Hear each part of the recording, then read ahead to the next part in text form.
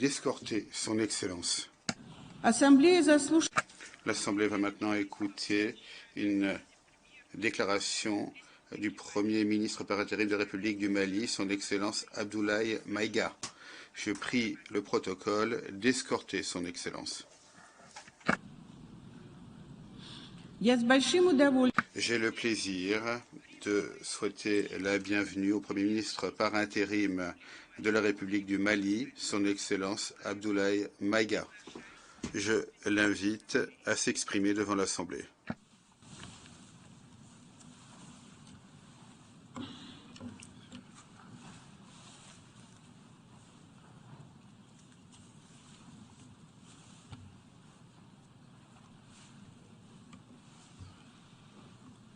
Monsieur le Président de l'Assemblée générale, Mesdames et Messieurs les chefs d'État et de gouvernement, Monsieur le Secrétaire général de l'Organisation des Nations unies, Mesdames et Messieurs, de prime abord, je voudrais m'acquitter de l'agréable devoir de vous adresser les chaleureuses salutations du peuple malien, riche de sa diversité culturelle, religieuse et ethnique, ainsi que celle de son Excellence, le colonel Assimi Goïta, président de la transition, chef de l'État. Monsieur le Président, votre brillante élection à la présidence de cette 77e session de l'Assemblée générale et la fin des travaux de la 76e session de l'Assemblée générale, brillamment conduit par votre prédécesseur, son Excellence M. Abdullah Shahid, de la République des Maldives, m'offre l'heureuse occasion d'adresser à vos Excellences les chaleureuses félicitations de tout le Mali. Enfin, permettez-moi de réitérer à notre secrétaire général, M. Antonio Guterres, notre haute appréciation des efforts louables qu'il continue de déployer pour la réalisation des nobles objectifs de notre organisation commune. Nous sommes convaincus que vous êtes un ami du Mali et du Sahel. L'amitié reposant sur la sincérité, souffrez que je vous exprime mon profond désaccord suite à votre récente sortie médiatique, au cours de laquelle vous prenez position et vous exprimez sur l'affaire des 46 mercenaires ivoiriens, qui est une affaire bilatérale et judiciaire entre deux pays frères. C'est évident que la qualification judiciaire des infractions liées à cette affaire ne relève pas des attributions du secrétaire général des Nations unies. Au Mali, notre administration ne travaille pas sur la base de l'oralité ni des déclarations par voie de presse. Par conséquent, nous nous en tenons scrupuleusement à la note verbale de la MINUSMA, la mission des Nations unies pour la stabilisation au Mali, référence MINUSMA PROT/NV 226 2022 du 22 juillet 2022, dans laquelle il ressort clairement qu'il n'existe pas de lien entre les 46 mercenaires et les Nations unies. Les récentes synchronisations des actions et l'harmonisation des éléments de langage consistant à faire passer le Mali, mon pays, de statut de victime à celui de coupable dans cette affaire des mercenaires sont évidemment sans effet. Excellence, Monsieur le Secrétaire général, votre position sur l'affaire des mercenaires a été suivie par certains responsables d'Afrique de l'Ouest. Donc, c'est sous votre couvert que nous leur adresserons des messages. À l'endroit du président en exercice de la CEDEAO, M. Oumaro Sissoko Embalo, qui affirme, je cite, « On vient de voir avant-hier la déclaration du secrétaire général des Nations unies qui dit que ce ne sont pas des mercenaires. Moi, à la place des Maliens, j'aurais relâché ces 49 soldats. » Fin de citation. Je voudrais très respectueusement signifier à ce dernier qu'il existe un principe de subsidiarité, d'ailleurs au contour flou entre la CEDEAO et les Nations unies, et non un principe de mimétisme. Également, il est important de lui préciser que le secrétaire général des Nations unies n'est pas un chef d'État et le président en exercice de la CEDEAO n'est pas un fonctionnaire. Par conséquent, il serait indiqué qu'il ne banalise pas la CEDEAO. Enfin, il est utile de rappeler au président en exercice de la CEDEAO qu'au Mali, les autorités n'interfèrent pas dans les dossiers judiciaires et respectent l'indépendance de la justice. Donc nous n'avons pas vocation à interpeller ou relâcher. Ceci relève de la fonction judiciaire. Aussi, M. Oumaro Sissoko Embalo doit être conscient du fait qu'il est le dépositaire d'un lourd héritage et de plusieurs sacrifices qui ont fait la renommée de cette organisation. La dynamique ayant fait la grandeur de la CEDEAO ne doit pas être brisée. Par ailleurs, nous avons pris acte de la menace de sanctions proférées contre le Mali et loin d'être impressionnés par des sanctions, je voudrais signaler au président en exercice de la CEDEAO qu'à la fin de son mandat, les peuples ouest-africains le jugeront sur les efforts qu'il a fournis pour améliorer les conditions de vie des populations et non des shows médiatiques servant à des agendas étrangers. À l'endroit de M. Bazoum, il remarquera que le gouvernement de la transition n'a pour le moment jamais réagi à ces propos injurieux pour deux raisons cumulatives. La première raison tient au respect de l'héritage laissé par nos ancêtres, qui consiste à ne pas répondre aux injures par des injures. La seconde relève de l'identité de M. Bazoum, l'étranger qui se réclame du Niger. Nous savons que le peuple nigérien, frère du Mali, se distingue par des valeurs sociétales, culturelles et religieuses très riches. M. Bazoum n'est pas un Nigérien, son comportement nous le reconforte totalement dans notre constat. Excellence, Monsieur le Secrétaire général, le Mali tirera toutes les conséquences de droit de vos agissements. Devant Dieu et en leur âme et conscience, nous demandons à ceux qui refutent notre version d'indiquer s'ils accepteront que les militaires ayant dissimulé leurs identités en mettant sur leur passeport qu'ils sont peintres, maçons, etc., avec des armes débarquent dans leur aéroport sans que le pays de destination n'ait été au préalable informé et dans le dessein funeste de déstabiliser ce pays. S'ils ne l'acceptent pas en tant qu'État, si cela n'est pas possible à Lisbonne ou ailleurs, le Mali non plus ne l'acceptera pas en tant qu'État et ce ne sera pas non plus possible à Bamako ou dans une autre localité malienne. Monsieur le Président, une nouvelle ère des solutions porteuses de changement pour relever des défis interdépendants. Thème de cette 77e session de l'Assemblée générale, suscitera l'espoir de meilleurs jours pour le Mali, à la condition que le bilan sans complaisance de l'ancienne ère soit établi, que les enseignements soient tirés et que les recommandations objectives soient formulées. Une fois cet état franchi, je ne doute pas qu'à travers notre action collective, nous réussirons à pacifier les multiples foyers de tension dans le monde, mais aussi à promouvoir un développement harmonieux et lutter efficacement contre les pandémies, la dégradation de l'environnement et le réchauffement climatique, les inégalités et les politiques de domination et de prédation des ressources. Depuis le mois d'août 2020, le Mali, mon pays, se trouve dans un processus de transition qui prendra fin le 26 mars 2024 par le transfert de pouvoir aux autorités élues. D'ici à cette échéance et conformément aux recommandations des Assises nationales de la refondation, les autorités de la transition se sont engagées dans deux chronogrammes convenus avec la CEDEAO à faire des réformes politiques et institutionnelles avant d'organiser des élections dont l'objectif ultime est de refonder l'État malien, afin qu'il réponde aux aspirations profondes et légitimes de notre peuple à la paix, à la sécurité, à la bonne gouvernance, au développement et à la stabilité institutionnelle durable au Mali.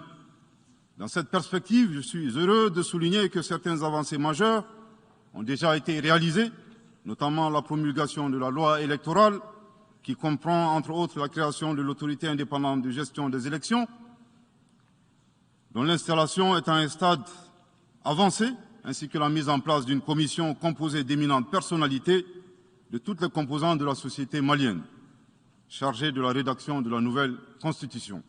Monsieur le Président, sur un autre plan, peu de gens savent que le Mali est le seul pays au monde dans lequel se superposent et se déroulent simultanément 4 types d'insécurité: le terrorisme, les conflits communautaires manipulés par les terroristes et leurs sponsors étatiques étrangers, la criminalité transnationale organisée et les actions violentes d'individus isolés. Parallèlement à ce processus de retour à l'ordre constitutionnel, le Mali continue de mener une lutte sans merci contre les acteurs de l'insécurité, en particulier les groupes extrémistes qui sont responsables de toutes sortes d'abus contre nos paisibles populations. En ce qui concerne le Mali, je suis heureux et fier de vous annoncer que les groupes terroristes ont été sérieusement affaiblis et la peur a même changé de camp. Cependant, ces groupes criminels gardent encore et toujours une certaine capacité de nuisance dans leur tentative désespérée de porter atteinte à notre intégrité territoriale et de terroriser nos populations. Les vaillantes forces de défense et de sécurité du Mali restent déterminées à faire face à toutes les menaces d'où qu'elles viennent, sous l'impulsion de son Excellence le colonel Assimi Goïta, président de la transition, chef de l'État. Le gouvernement du Mali continue d'intensifier les efforts importants pour recruter, former, équiper et renforcer les capacités opérationnelles des forces de défense et de sécurité maliennes. Je dois dire ici que les actions offensives menées jusque-là ont permis à nos forces de remporter des victoires décisives contre les forces obscurantistes. Elles ont également permis à l'État de reprendre pied et de réaffirmer son autorité sur une grande partie du territoire national, ainsi que de favoriser le retour de plusieurs milliers de nos compatriotes dans leur localité d'origine. Cependant, nous savons que la solution uniquement militaire ou sécuritaire a ses limites. C'est la raison pour laquelle, en appui à l'action militaire, le gouvernement du Mali s'est doté d'une stratégie globale et intégrée, comprenant des mesures politiques, sociales, de développement, y compris la fourniture des services sociaux de base à nos populations, durement affectées par la crise multiforme que nous traversons depuis janvier 2012, avec comme objectif la restauration de l'autorité de l'État sur l'ensemble du territoire national. Dans cette dynamique, le gouvernement du Mali a approuvé le 24 août dernier la stratégie nationale de stabilisation des régions du centre et son plan d'action 2022-2024. Cette stratégie traduit la volonté des autorités de la transition d'avoir une approche holistique de la stabilisation des régions du centre. Elle vise à faire du centre une zone stable et prospère où les communautés sont réconciliées et vivent en harmonie avec leurs voisins. Parallèlement, la mise en œuvre diligente et intelligente de l'accord pour la paix et la réconciliation au Mali, issu du processus d'Alger, demeure une priorité stratégique des autorités de la transition. En tant qu'instrument pacifique de résolution durable de crise que traverse le Mali dans sa partie nord, je dois dire que je suis particulièrement heureux des conclusions de la deuxième réunion de niveau décisionnel des parties à l'accord, tenue à Bamako du 1er au 5 août 2022. Cette importante réunion qui a regroupé les parties signataires et la médiation internationale a permis de lever certains obstacles afin de relancer le processus de mise en œuvre de l'accord. Poursuivant cette dynamique positive et progressive du processus de paix, la 6e réunion de haut niveau du comité de suivi de l'accord, CSA, s'est tenue à Bamako il y a à peine quelques semaines, le 2 septembre 2022. Cette session du CSA est un signal fort de la volonté des parties à s'engager dans une nouvelle dynamique en vue de parachever la mise en œuvre de l'accord. Je réaffirme ici notre attachement à ce processus, dont la réussite demeure l'une des conditions sine qua non de la stabilité durable du Mali. C'est le lieu pour moi de saluer une fois de plus le rôle actif de l'Algérie et l'accompagnement de l'équipe de médiation internationale. Je n'oublie pas ici la situation des réfugiés maliens dans les pays voisins, que je salue au passage pour leur hospitalité à l'égard des nôtres. Je n'oublie pas non plus celle de nos compatriotes déplacés internes.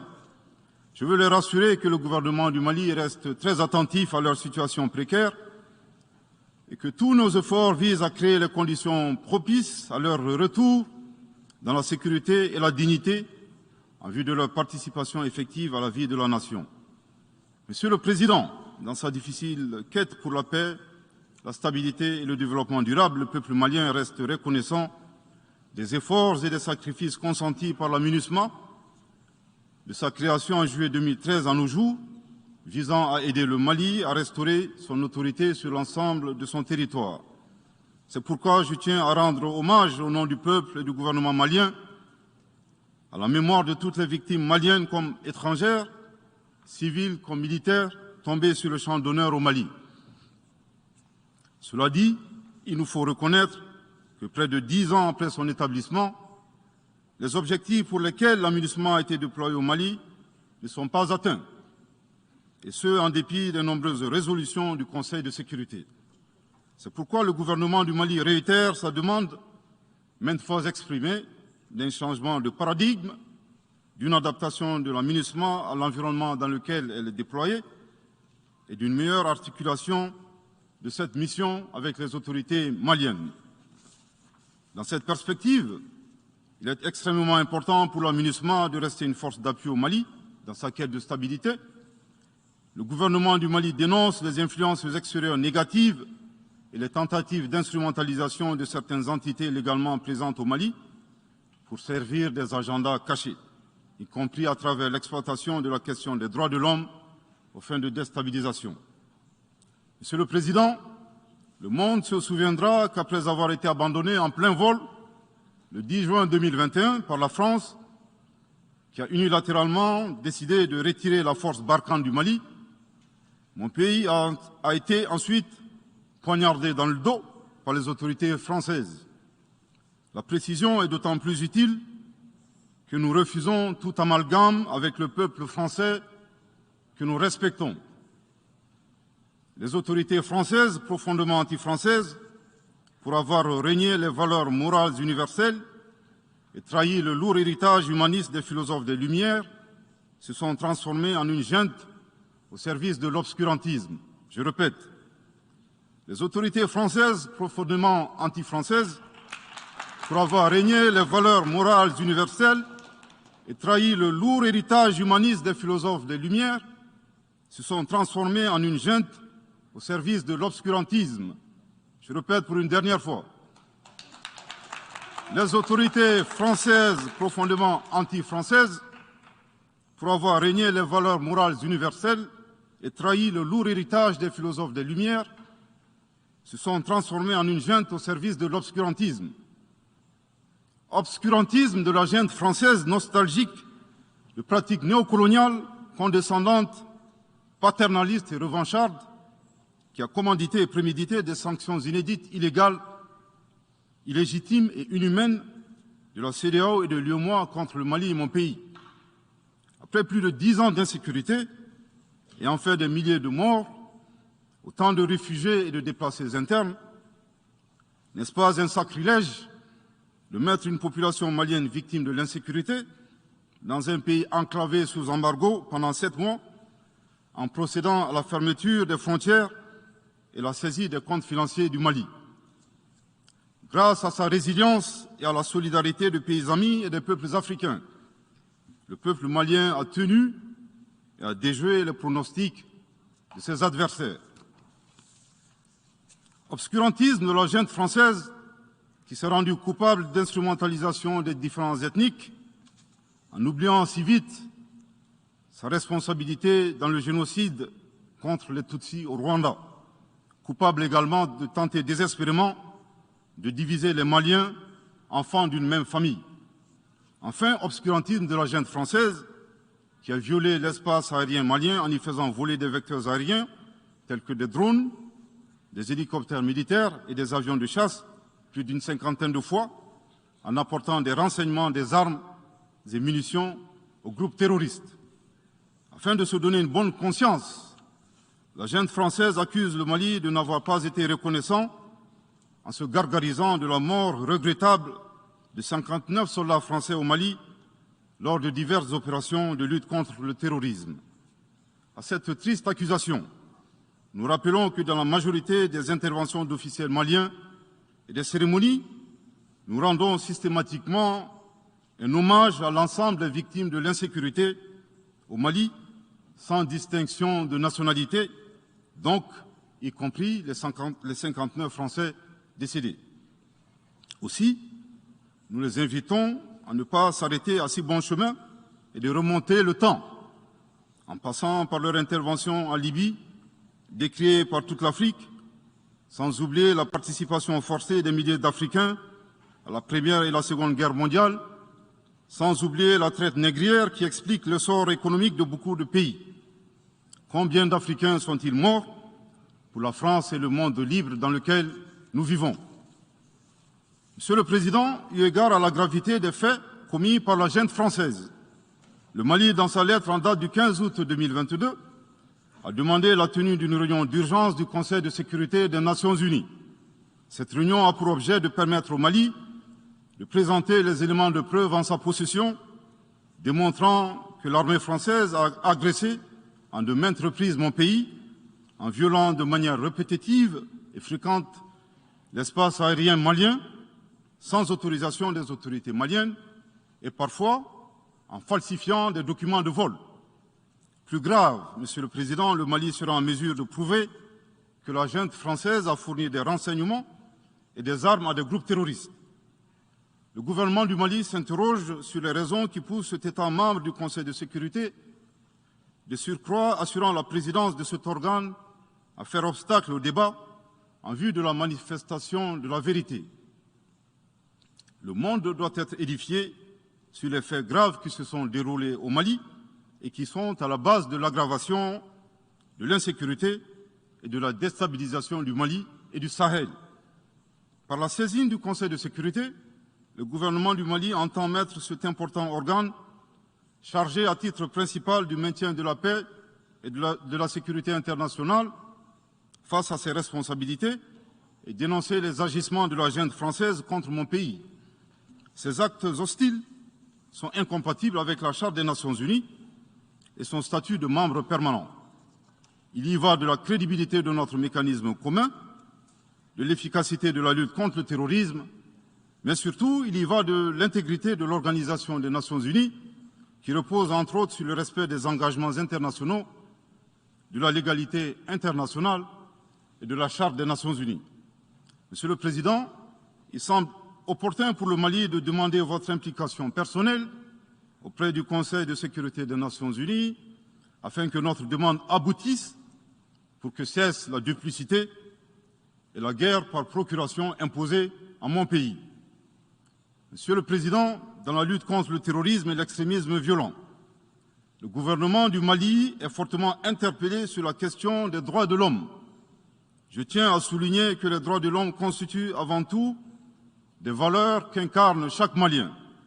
Aussi, le gouvernement du Mali reste déterminé à les respecter et à les faire respecter, conformément à sa politique de tolérance zéro contre l'impunité.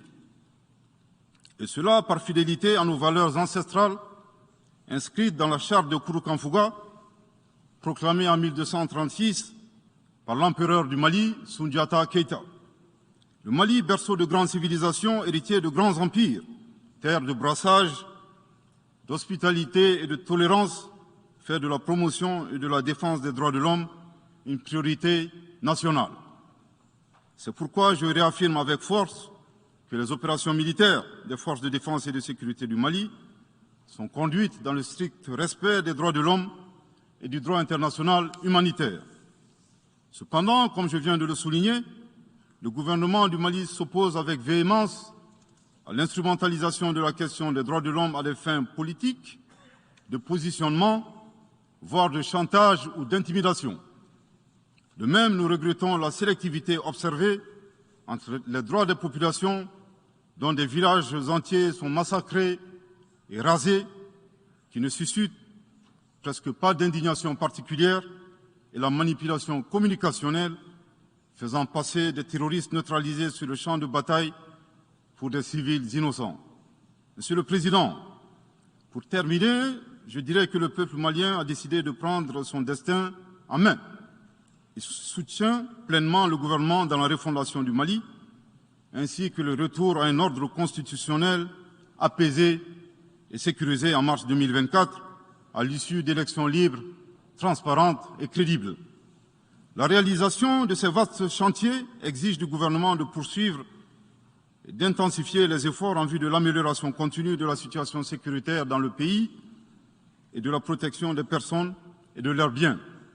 À cet égard, je me réjouis de la tenue à Lomé, le 6 septembre dernier, de la 3e réunion du groupe de suivi et de soutien à la transition. Les conclusions de cette importante rencontre, notamment la reconnaissance des progrès réalisés par la transition et les appels lancés en faveur de la mobilisation de tous les partenaires du Mali pour consolider leur appui politique, économique, technique et financier à la République du Mali, ainsi que pour soutenir les efforts des autorités de la transition du Mali en vue d'un retour harmonieux à l'ordre constitutionnel.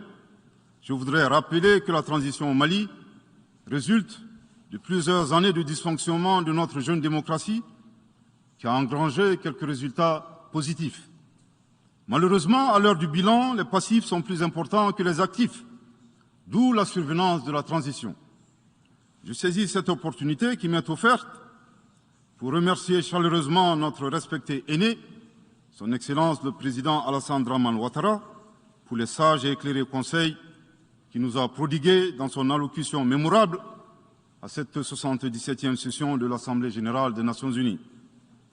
Je voudrais le rassurer que les autorités de la transition malienne n'ont d'autres objectifs que de faire des réformes politiques et institutionnelles avant d'organiser des élections, tout en luttant obstinément contre le terrorisme. Ces réformes permettront d'améliorer la gouvernance et toutes les dispositions seront prises pour que la démocratie malienne soit la plus enviée au monde. Dans ce chantier, nous prêterons une attention particulière au 3e mandat, qui ne sera pas possible. Le 3e mandat. Le 3e mandat pour un public moins averti consiste pour un président de la République d'effectuer une manœuvre en 4 temps, en vue de conserver le pouvoir pour lui seul et son clan. Premier temps, presque en fin de second mandat, donc en principe non rééligible, il s'agit pour le président de la République sortant de déclencher une révision constitutionnelle de manière non consensuelle. Deuxième temps, au cours de cette révision constitutionnelle, le président de la République sortant modifiera quelques dispositions constitutionnelles. Troisième temps, une fois la nouvelle constitution adoptée, sur fond de crise politique naturellement, le président sortant devient candidat en violation de la limitation du nombre de mandats à 2. Sa candidature est alors justifiée par l'adoption de la nouvelle constitution et le prétexte est tout trouvé. La limitation du nombre de mandats à 2 concernait l'ancienne constitution. Par conséquent, il est candidat au regard de la nouvelle constitution adoptée. Quatrième temps, une farce électorale est organisée. Forcément, il remporte les élections et s'ensuit une chasse impitoyable aux opposants politiques, dont certains sont arrêtés, d'autres s'exilent et d'autres assassinés. Les allégeances sont obtenues grâce au pouvoir de l'argent, le clientélisme et les intimidations. Dans un langage plus simplifié et en référence à une métaphore footballistique, le 3e mandat est une magie. C'est l'art de se dribbler soi-même tout en gardant le ballon.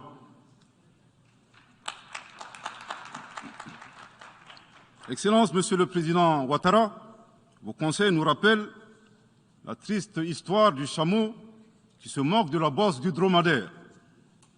Malgré les efforts tangibles de la transition malienne, dans la mise en œuvre des chronogrammes des réformes politiques et institutionnelles et celui des élections, salués par la communauté internationale, Madame la ministre des Affaires étrangères de la junte française, à qui le Mali n'a pourtant rien demandé, a estimé qu'il n'y avait pas eu de progrès, oubliant que nul ne peut aimer le Mali plus que les Maliens eux-mêmes.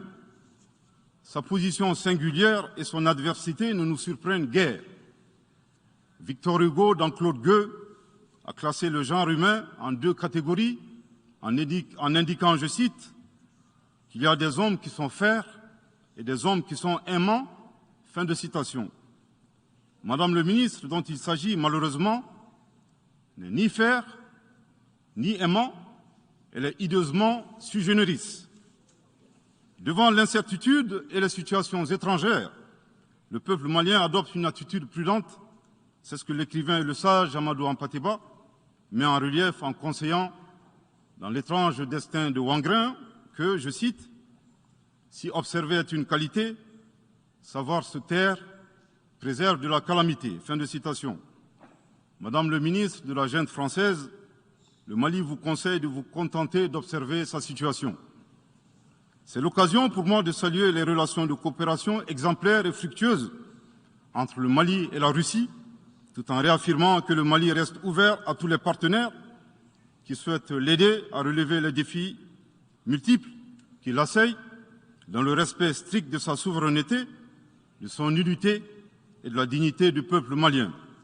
Le Mali rappelle que, conformément à la vision du colonel Assimi Goïta, président de la transition chef de l'État, 3 principes guident l'action publique nationale. Premier principe, le respect de la souveraineté du Mali. Deuxième principe, le respect des choix stratégiques et de partenaires opérés par le Mali. Troisième principe, la prise en compte des intérêts vitaux du peuple malien dans les décisions prises. En application de ces principes, le Mali reste disposé à poursuivre et à renforcer ses relations de bon voisinage avec l'ensemble des pays qui l'entourent. De même, le Mali, fidèle à son engagement panafricain, continuera à œuvrer au sein des organisations sous-régionales et régionales pour la réalisation de l'intégration africaine. Également, l'atteinte des objectifs de la transition requiert l'accompagnement de l'ensemble des partenaires du Mali, y compris les Nations unies. J'en appelle donc aux amis du Mali à rester mobilisés aux côtés du gouvernement en vue de l'aider à relever ensemble ces défis importants. Pour la grande majorité des États du monde, convaincus par le respect mutuel et le partenariat gagnant-gagnant, je leur garantis que les portes du Mali leur sont grandement ouvertes et les Maliens les accueilleront les bras ouverts. Pour la minorité qui serait tentée de ne pas respecter ces principes, nous leur promettons qu'ils feront face à des millions de Assimi Goïta, soucieux de défendre leur honneur, leur dignité et leurs intérêts vitaux. Je terminerai en donnant 2 conseils aux nostalgiques de la domination. Ayez le sens de l'empathie en traitant les autres comme vous voudrez être traités ou en ne faisant pas aux autres ce que vous ne voudrez pas qu'on vous fasse. Le second conseil, revoyez vos copies, revoyez vos modèles, revoyez vos logiciels pour intégrer le changement de mentalité et l'évolution du monde dans vos grilles de lecture et d'analyse. Sortez du passé colonial et entendez la colère, la frustration, le rejet qui remonte des villes et campagnes africaines, des populations africaines, et comprenez que ce mouvement est inexorable. Grâce au principe de la multiplication fractale, vos intimidations et vos actions subversives n'ont fait que grossir le rang des Africains soucieux de préserver leur dignité. S'il n'était qu'une centaine aux indépendances, aujourd'hui nous sommes des millions, et demain, tant que les paradigmes inégalitaires demeureront, nous serons des milliards. Le Mali et son peuple ne seront pas des spectateurs face aux assauts et l'adversité. Pour chaque mot employé de travers, nous réagirons par réciprocité. Pour chaque balle tirée contre nous, nous réagirons par réciprocité. C'est à ce prix qu'une nouvelle ère sera une réalité avec des solutions porteuses de changement pour relever des défis interdépendants, avec des États interdépendants et en valorisant l'homme sans distinction aucune, notamment de race, de couleur, de sexe, de langue, de religion, d'opinion politique ou de toute autre opinion, d'origine nationale ou sociale, de propriété, de naissance ou de toute autre situation telle que stipulée à l'article 2 de la Déclaration universelle des droits de l'homme. Que Dieu bénisse le Mali et préserve les Maliens des forces obscurantistes et destructrices du monde. Que Dieu bénisse l'Afrique et préserve les Africains des forces obscurantistes et destructrices du monde. Que Dieu bénisse le monde et préserve l'humanité entière des forces obscurantistes et destructrices du monde. Je vous remercie de votre très aimable attention.